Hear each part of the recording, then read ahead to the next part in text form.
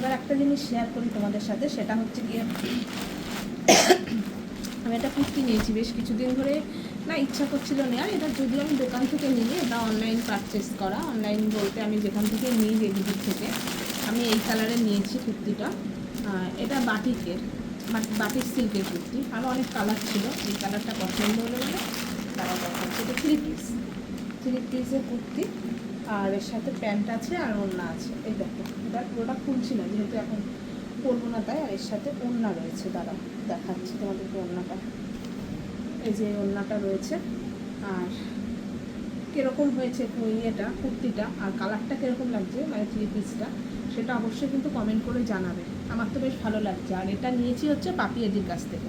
পাপিয়াদির কাছ থেকে বেশ মোটামুটি আমি অনেকগুলো জিনিস নিয়েছি, আর প্রতিটা জিনিসই খুব ভালো। আরও দুটো শাড়ি নিয়েছি, তোমাদের সাথে পরে শেয়ার করবো। আর কোয়ালিটিও খুব ভালো, আর রিজনেবল প্রাইসে পাপিয়াদির যায়।